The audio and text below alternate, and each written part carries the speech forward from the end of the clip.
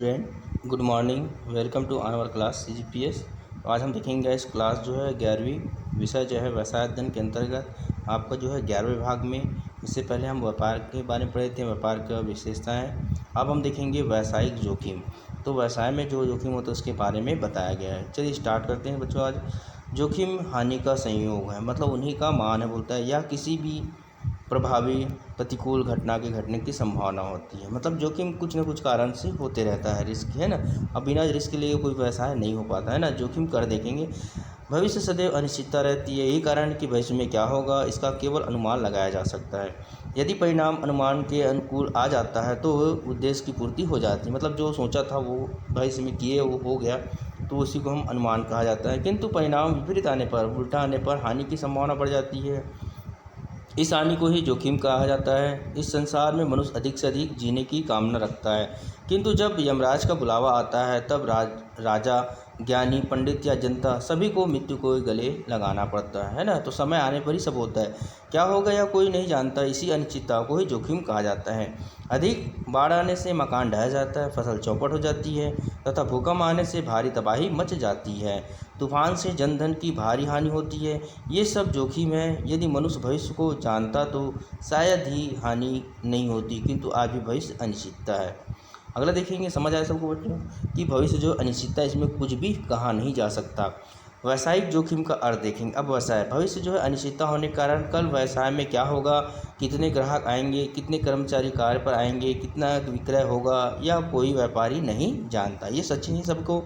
आज जो अच्छा या उचित मात्रा में उत्पादन हो रहा है, कोई आवश्यक नहीं कि कल भी वैसे ही उत्पादन होगा, है ना। अचानक शासकीय नियमों में परिवर्तन, प्राकृतिक प्रकोप या किसी भी कारण से व्यवसाय में अनिश्चितता बनी रहती है। इस अनिश्चितता से लाभ भी अनिश्चित होगा। व्यवसाय में लाभ की अनिश्चितता को ही व्यवसायिक जोखिम कहा जाता है। व्यवसायिक जोखिम में सदैव हानि की आशा नहीं करनी चाहिए।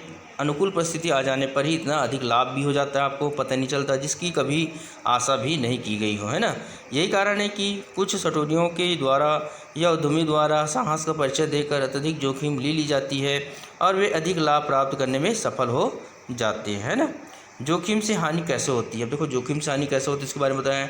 जोखिम से हानि का स्वरूप जो निम्न प्रकार हो सकता है। पहला, संपत्ति के नष्ट होना, है ना। आग लगने, सड़ने या गलने की हानि होती है ना। दूसरा है व्यवसाय में किसी महत्वपूर्ण व्यक्ति की मृत्यु अवस्था से कार्य प्रभावित होने की हानि। देनदारियों से अप्राप्त राशि मिलता नहीं है ना। अपना संग्रहित माल समय पर ना बिकने से हानि, बचा हुआ माल। पांचवा है चोरी, डकैत, प्राकृतिक आपदा से हानि। ये बहुत से कारण जो हानि जोखिम व्यवसाय को होता है। अब देखेंगे व्यवसायिक जोखिम की प्रकृति या विशेषताएं। व्यवसाय में जोखिम की प्रकृति, जो स्वभाव या उसकी अवधारणा के निम्न लक्षण होते हैं। हमने देखे पहले आपको कि जोखिम किस प्रकार होता है। जोखिम का पहला कारण है, जोखिम का कारण अनिश्चितता होती है। सभी को बताया बच्चों यहाँ पर। व्यवसाय में जोखिम का कारण अनिश्चितता होती है। भविष्य में जो है कर्मचारियों की अनिश्चितता, ग्राहकों की अनिश्चितता, मौसम की अनिश्चितता, चोरी, डकैती, बाढ़, प्राकृतिक प्रकोप, महामारी, भूकंप, सूखा आदि के कारण व्यवसाय में जोखिम का गुण पाया जाता है। उसी प्रकार उत्पादन में परिवर्तन होना, मांग का गलत अनुमान लगाना, मूल्य में अचानक कमी या वृद्धि हो जाना आदि व्यवसायिक अनिश्चितता के कारण जोखिम की संभावना बढ़ जाती है। दूसरा देखेंगे, जोखिम का प्रतिफल लाभ होता है ना। जब तक हम जोखिम उठाएंगे तो लाभ हमको मिलेगा नहीं। अंग्रेजी में कहावत है, no risk no profit, more risk more profit. मतलब बिना हमको रिस्क लिए कोई भी काम नहीं होता। अर्थात व्यवसाय में जब तक जोखिम नहीं लिया जाएगा तब तक लाभ की कामना करना व्यर्थ है। जिन व्यवसाय में जोखिम नहीं होती वहाँ लाभ नाम मात्रा की होती है, किंतु व्यवसाय में अधिक जोखिम होने पर अधिक लाभ की संभावना बढ़ जाती है। जोखिम, तीसरा नंबर, जोखिम से बचना कठिन। मतलब कभी भी हो सकता है जोखिम, इसलिए बचना कठिन हो। किसी भी व्यवसाय के लिए जोखिम से बचना कठिन है, क्योंकि भावी अनिश्चितता के कारण जोखिम का रहना स्वाभाविक है। वर्तमान, पूर्वानुमान, भविष्यवाणी एवं कंप्यूटर के युग में कुछ न कुछ जानकारी अवश्य मिल जाती है। इसे जोखिम की मात्रा कम की जा सकती है। इस प्रकार व्यवसाय प्रयास द्वारा जोखिम का अवश्य काम किया जा सकता है, किंतु उसे बचना संभव नहीं है। चौथा देखेंगे, जोखिम की मात्रा व्यवसाय के आकार पर निर्भर होता है। बड़े बड़े व्यवसाय में जोखिम की मात्रा भी अधिक होती है, जबकि छोटे व्यवसाय में जो आकार जो होता है जोखिम की मात्रा कम होती है। नए व्यवसाय में जोखिम अधिक रहता है। नए व्यवसाय में साधनों व अनुभव की कमी के कारण जोखिम अधिक रहने की संभावना रहती है।